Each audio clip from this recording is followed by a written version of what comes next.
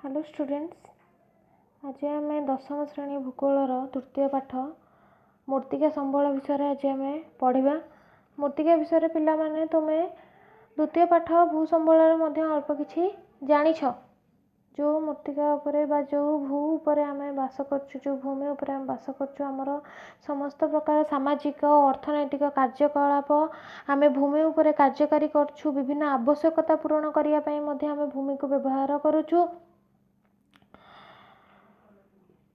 तो से भूमिर गोटे उपादान जमती कहूँ कहुच्छी मूर्तिका बोली कहुच्छी। मूर्तिकार अन्य नाम होची माटी। यह भूमिर पृष्ठ स्तर गठन करिथाए। मूर्तिका संबल एक मूल्यवान नवीकरण योग्य संबल अटे, मात्र यार गठन पाई बहु वर्ष लागुथिबारु एहाकु केतेक नवीकरण अयोग्य श्रेणी रे अंतर्भुक्त करिथांती। पृथ्वीर समस्त प्रकार जीवजंतु सेमानकर खाद्य प्रत्यक्ष व परोक्ष भाव में उद्भिद ही पाइथांती एवं मूर्तिका उपरे मध्य निर्भर करिथांती। तेणु उभय प्राणी और उद्भिद सेमानकर खाद्य पाई मूर्तिका उपरे निर्भर करिथांती। कारण जो उद्भिद रु सेमाने परोक्ष व प्रत्यक्ष भाव में निर्भर करथांती, से उद्भिदटी मूर्तिकार ही सृष्टि होइते, मूर्तिकार ही सृष्टि होइते। तो से कि उभय प्राणी और उद्भिद सेमानकर खाद्य पाई मूर्तिका उपर निर्भर करिथांती। मूर्तिका सृष्टि होउथिबा मूर्तिका सृष्टि पाई आवश्यक होउथिबा पदार्थ गुड़िक हेउछि चूर्णीभूत शिला, जैवाश्म जीव मानकर अंशविशेष कहुए जैवाश्म, चूर्णीभूत शिला शिलार खंड विखंडित अंश बा शिला रेणु कहुए चूर्णीभूत शिला। तापर आछि खनिज पदार्थ। खनिज पदार्थ रे विभिन्न प्रकार खनिज मिसिकरी रही थाए, जेमति कि जल और वायु। खनिज पदार्थ पर जल एवं वायु आछि, जो गुड़िक कि मूर्तिका सृष्टि पाई आवश्यक होता पदार्थ गुड़िक मध्य अंतर्भुक्त अटे। शिला किपरि चूर्णीभूत होता है? भूपृष्ठस्थ शिला उत्तापर पर्यायक्रमिक ह्रास वृद्धि कारका और हिमबाहर प्रभाव उद्भिद प्राणी और मनुष्य मानक द्वारा खंड विखंडित होई क्षुद्र क्षुद्र रेणुरे परिणत होता है। यह शिलार चूर्णीभवन प्रक्रिया बोली कहुए। यही सूक्ष्म शिला रेणु मूर्तिका गठनर मुख्य उपादान बोली अटे। आग्नेय शिला, स्तरीभूत शिला, रूपांतरित शिला प्रभृति विभिन्न प्रकार शिलार चूर्णीभूत एवं क्षयजात सूक्ष्म शिला रेणु गुड़िक जल वायु क्षयजात जैवाश्म एवं खनिज पदार्थ सहित मिसी भूमिर उपरी भागरे जो पतला आस्तरण सृष्टि करिथाए ताहाकु मूर्तिका बोली कहुए। पिला माने मने रख, मूर्तिका एक जैविक पदार्थ बोली कहुए। कहीं मूर्तिका को जैविक पदार्थ कहुए? कारण मूर्तिकार सृष्टि रे जो सब उपादान मिसिकरी रही थाए, जो सब उपादान जो मूर्तिका सृष्टि होता है, तो से मूर्तिका को एक जैविक पदार्थ बोली कहुए। मूर्तिकार जो जीवाणु माने थांती से माने मूर्तिकार अनेक रासायनिक परिवर्तन करिथांती। मूर्तिका गठन एक धीर प्रक्रिया अटे। शिलार चूर्णीभवन प्रक्रिया एते धीर जे 2 सेंटीमीटर बहलर मूर्तिका सृष्टि पाई हजार हजार वर्ष लगी जाइए।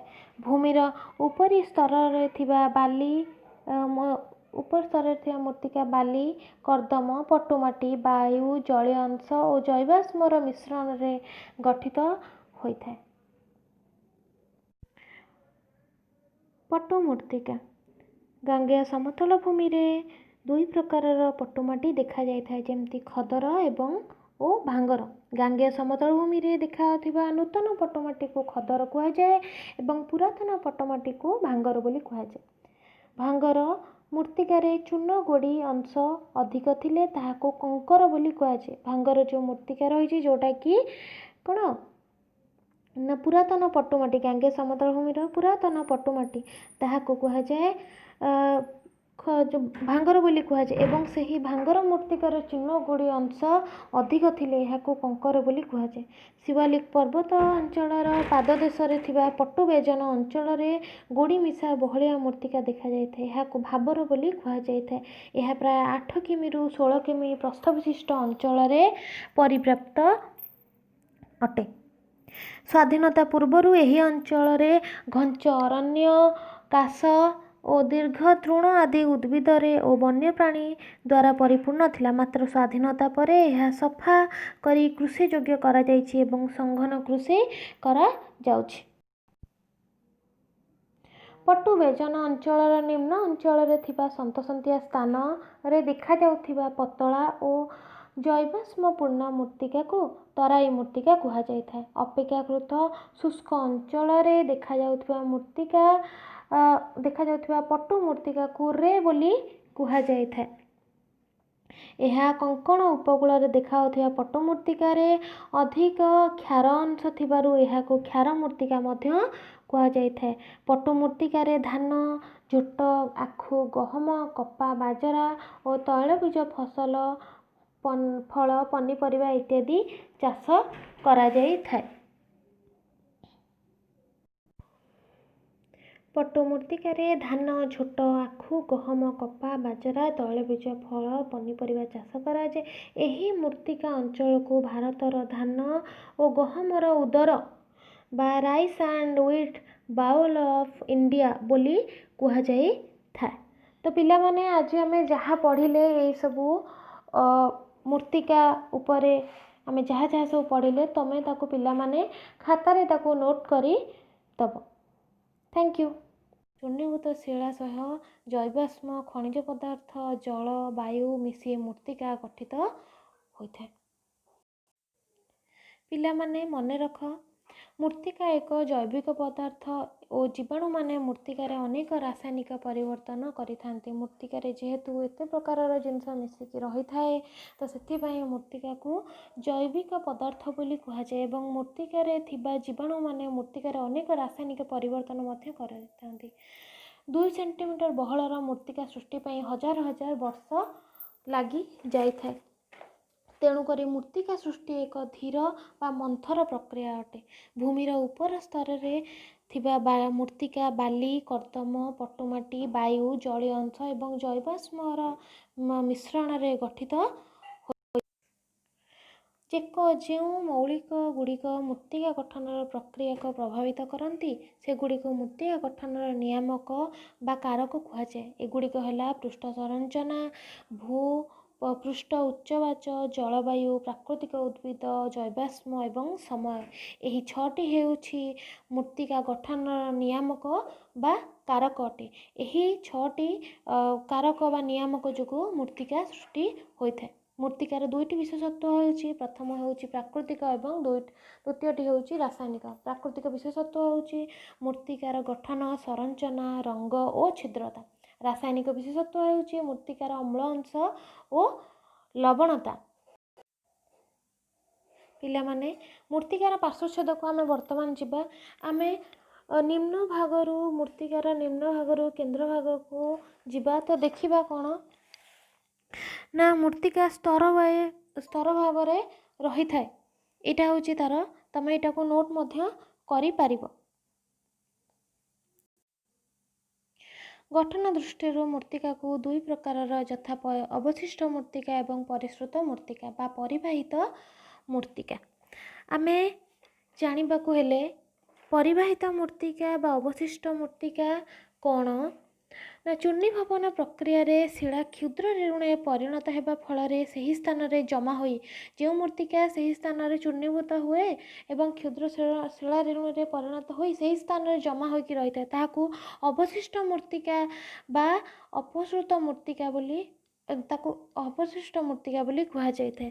ଏବଂ ପରିଶ୍ରୁତ ମୂର୍ତ୍ତିକା କାହା କୁହାଯାଏ ନା କ୍ଷୟକାରୀ ବାହକ ଯେମିତିକି ନଦୀ, ବାୟୁ, ହିମବାହ ଇତ୍ୟାଦି ଦ୍ୱାରା ପରିବାହିତ ହୋଇ ଅନ୍ୟ ସ୍ଥାନରେ ସଞ୍ଚିତ ହେବା ପ୍ରକ୍ରିୟା ଦ୍ୱାରା ଯେଉଁ ମୂର୍ତ୍ତିକା ସୃଷ୍ଟି ହୋଇଥାଏ ତାକୁ ପରିବାହିତ ମୂର୍ତ୍ତିକା ବା ଅପସୃତ ମୂର୍ତ୍ତିକା ବୋଲି କୁହାଯାଇଥାଏ। ଉଦାହରଣ ସ୍ୱରୂପ ପଟ୍ଟୁମାଟି ଏବଂ ଲୋଏସ୍ ମାଟି।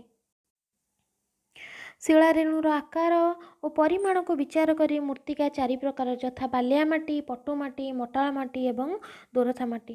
ବାଲିଆ, ପଟୁ, ମଟାଳ ମାଟି ମିଶି ଦୋରସା ମାଟି ସୃଷ୍ଟି ହୋଇଥାଏ। ଦୋରସା ମାଟି ଅଧିକ ଉର୍ବର ହୋଇଥାଏ ଏବଂ ଆଖୁ ଚାଷ ପାଇଁ ଉପଯୋଗୀ ହୋଇଥାଏ। ଏଥିରେ ଆଖୁ ଚାଷ ଭଲ ଭାବରେ ହୋଇଥାଏ ଏହି ମାଟିରେ।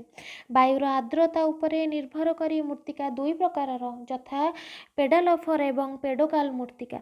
ଆର୍ଦ୍ର ଜଳବାୟୁ ଅଞ୍ଚଳରେ ଅଧିକ ବୃଷ୍ଟିପାତ ଫଳରେ ମୃତ୍ତିକାରୁ ବାଲି, ଚୂନ, ପଟାସ, ସୋଡ଼ିୟମ ଆଦି ଧାତବ ଲବଣ ଧୋଇ ହୋଇଯାଇଥାଏ ଏବଂ ଲୌହ ଓ ଆଲୁମିନିୟମ ଅଧିକ ପରିମାଣରେ ରହିଯାଇଥାଏ। ଏଥିରେ ସ୍ୱଳ୍ପ ଜୈବାଶ୍ମ ଥାଏ। ଏହାକୁ ପେଡାଲଫର ମୃତ୍ତିକା ବୋଲି କୁହାଯାଏ। ଶୁଷ୍କ ଓ ଅର୍ଦ୍ଧଶୁଷ୍କ ଅଞ୍ଚଳରେ କମ୍ ବୃଷ୍ଟିପାତ ଯୋଗୁଁ ମୃତ୍ତିକାରେ ଚୂନର ପରିମାଣ ବୃଦ୍ଧି ପାଇଥାଏ ଏବଂ ଏହା କମ୍ ଅମ୍ଳୀୟ ଏବଂ ଅଧିକ କ୍ଷାରୀୟଯୁକ୍ତ ହୋଇଥାଏ। ସେଥିପାଇଁ ଏହାକୁ ପେଡୋକାଲ ମୃତ୍ତିକା ବୋଲି କୁହାଯାଇଥାଏ। ଭାରତୀୟ କୃଷି ଗବେଷଣା ପରିଷଦ ବା ICAR ବିଭିନ୍ନ ଅଞ୍ଚଳର ଭୂପ୍ରକୃତି, ଜଳବାୟୁ, ପ୍ରାକୃତିକ ଉଦ୍ଭିଦ ଅନୁଯାୟୀ ଭାରତର ମୃତ୍ତିକାକୁ 9 ଭାଗରେ ବିଭକ୍ତ କରିଛି। ପ୍ରଥମେ ପଟୁମାଟି, ଲୋହିତ ମାଟି, କୃଷ୍ଣ ମୃତ୍ତିକା, ଲାଟରାଇଟ ମୃତ୍ତିକା, ପାର୍ବତ୍ୟ ମୃତ୍ତିକା, ଅରଣ୍ୟ ମୃତ୍ତିକା, ମରୁସ୍ଥଳୀ ମୃତ୍ତିକା, ଲୁଣା ଓ କ୍ଷାରୀୟ ମୃତ୍ତିକା ଏବଂ ପିଟ୍ ଏବଂ ଜଳାଭୂମି ମୃତ୍ତିକା। ପଟୁ ମୃତ୍ତିକା ଏହି ମୃତ୍ତିକା ଭାରତର ଏକ ପ୍ରଧାନ ମୃତ୍ତିକା ଅଟେ। ଏହା ଉପରେ ଭାରତର ଅଧିକ ଲୋକ ନିର୍ଭର କରିଥାନ୍ତି।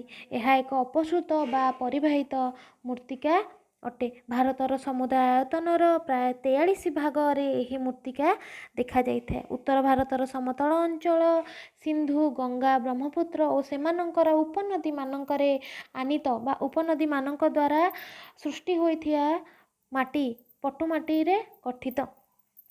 ପୂର୍ବ ବାହିନୀ ନଦୀ ଯଥା ମହାନଦୀ ପୂର୍ବ ଦିଗରେ ଯେଉଁ ନଦୀ ଗୁଡ଼ିକ ପ୍ରବାହିତ ତାକୁ ପୂର୍ବ ବାହିନୀ ନଦୀ ବୋଲି କୁହାଯାଇଥାଏ।